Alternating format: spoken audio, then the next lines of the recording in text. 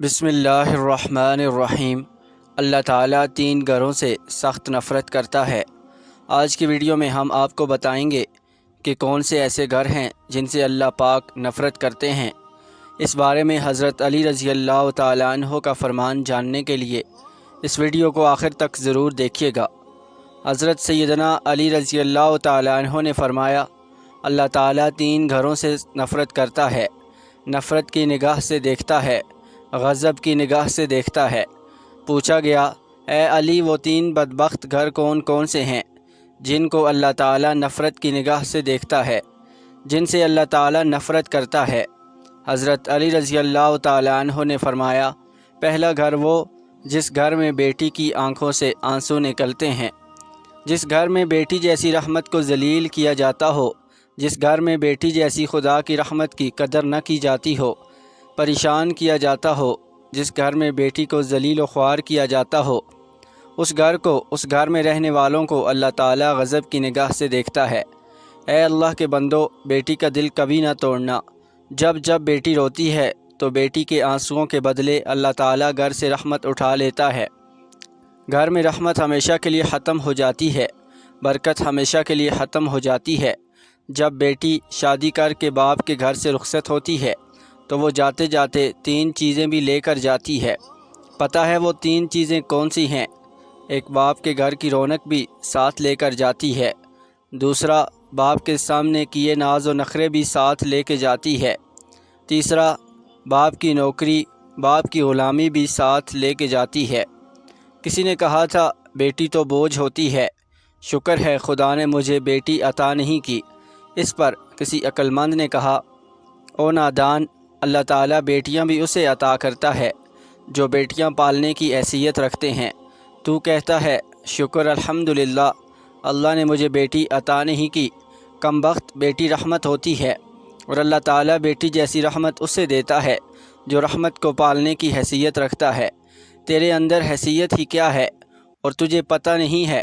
اللہ تعالیٰ جس گھر کو زیادہ پسند کرتا ہے اس گھر میں بیٹی جیسی رحمت کو بھیج دیتا ہے۔ دوسرا، اللہ تعالیٰ اس گھر کو نفرت کی نگاہ سے دیکھتا ہے جس گھر میں مہمان آئیں اور مہمانوں کا آنا گھر والوں کو پسند نہ ہو۔ جس گھر کے لوگوں کو مہمانوں کا آنا پسند نہیں ہوتا، اس گھر کو اللہ تعالیٰ غضب کی نگاہ سے دیکھتا ہے۔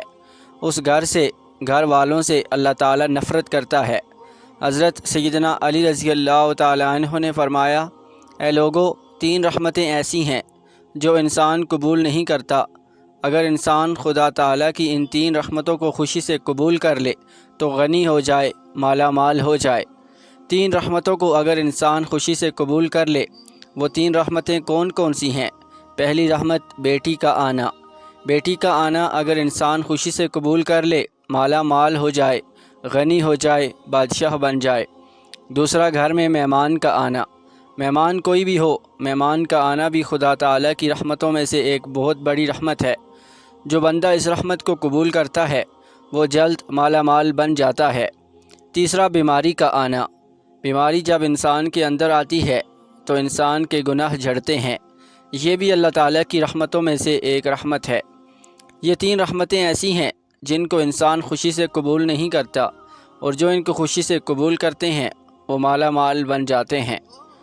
حضرت ابراہیم علیہ السلام کی عادت مبارکہ تھی کہ آپ گھر میں جب تک مہمان نہ آتا تھا تو آپ کھانا نہیں کھاتے تھے۔ ایک دن مہمان نہیں آیا تو آپ علیہ السلام نے کھانا نہیں کھایا۔ دوسرے دن، حتیٰ کہ تیسرے دن بھی مہمان نہ آیا تو حضرت ابراہیم علیہ السلام 3 دن تک بھوکے رہے۔ تیسرے دن سوچا گھر سے جاؤں اور مہمان کو ڈھونڈوں، بھوک تڑپا رہی ہے۔ گھر سے باہر نکلے، پوچھا گیا کہاں جا رہے ہیں؟ بولے مہمان کو تلاش کرنے جا رہا ہوں۔ راستے میں جاتے جاتے ایک شخص ملا۔ آپ علیہ السلام نے اس سے پوچھا، تم نے کھانا کھانا ہے؟ اس نے کہا، جی کھانا ہے، مجھے بھوک لگی ہے۔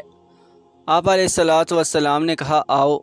پھر جلدی میرے ساتھ دسترخوان بچھایا، دسترخوان پر اس کو بٹھایا، خود بسم اللہ پڑھ کر کھانا کھانے لگے۔ اس مہمان نے بغیر بسم اللہ کے کھانا کھانا شروع کر دیا۔ آپ علیہ السلام نے فرمایا، تم نے بسم اللہ کیوں نہیں پڑھی؟ اس نے کہا، جی میں تو آتش پرست ہوں، میں مسلمان تھوڑی ہی ہوں، میرا بسم اللہ کے ساتھ کیا لینا دینا؟ بسم اللہ کے ساتھ کیا تعلق میرا؟ آپ نے فرمایا اگر تو آتش پرست ہے تو پھر اٹھ کے چلا جا، میں تجھے کھانا نہیں کھلا سکتا۔ وہ آتش پرست وہاں سے اٹھ کے چلا گیا۔ تھوڑی دیر کے بعد اللہ کے نبی حضرت ابراہیم علیہ السلام نے دونوں ہاتھ اٹھائے، عرض کی اے کل کائنات کے مالک، کوئی مہمان بھیج، 3 دن کا بھوکا ہوں۔ اللہ تعالیٰ نے فرمایا میرے ابراہیم، میں نے مہمان تو بھیجا تھا، تو نے میرے مہمان کی قدر ہی نہیں کی۔ میں نے ایک خاص مہمان بھیجا تھا، تو نے میرے مہمان کی قدر نہیں کی۔